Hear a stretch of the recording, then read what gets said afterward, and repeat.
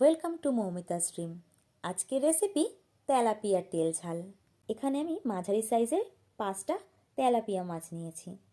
মাছের মধ্যে দিয়ে দিয়েছি সামান্য নুন ও হলুদ গুঁড়ো। নুন ও হলুদ গুঁড়োর সাথে মাছগুলো ভালো মতো মাখিয়ে নেব। মাছগুলোকে ভেজে নেব। তার জন্য কড়াই গরম করে তেল গরম হয়ে এলে মাছগুলো কড়াইতে দিয়ে দেব। মাছগুলোর দু পিঠ ভালো মতো করে ভেজে নিয়েছি। এবার মাছগুলো একটা প্লেটে তুলে নেব। ফোড়নে দিয়ে দিচ্ছি একটা শুকনো লঙ্কা, যেটা 2 টুকরো করে দিয়ে দিয়েছি, আর সামান্য কালো জিরে। 20 থেকে 30 সেকেন্ড নাড়াচাড়া করে নেব।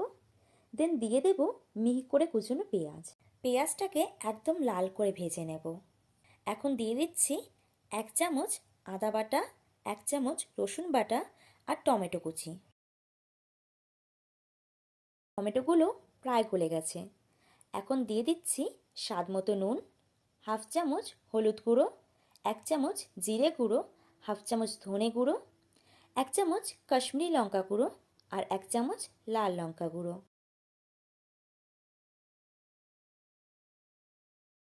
মশলাটা খুব ভালো মতো কষিয়ে নিয়েছি, আর মশলায় খুব সুন্দর একটা কালারও এসেছে। এখন দিয়ে দিচ্ছি সামান্য জল। ঝোলটা 5 মিনিট ফুটিয়ে নিয়েছি।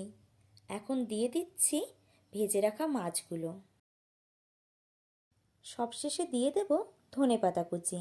ব্যাস তৈরি হয়ে গেল দারুণ স্বাদের তেলাপিয়ার তেল ঝাল। সার্ভ করো গরম গরম ভাতের সাথে।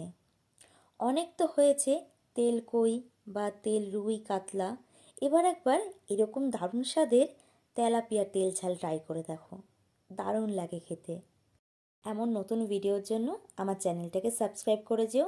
দেখা হবে নতুন এক ভিডিওর সাথে। ততক্ষণের জন্য টাটা।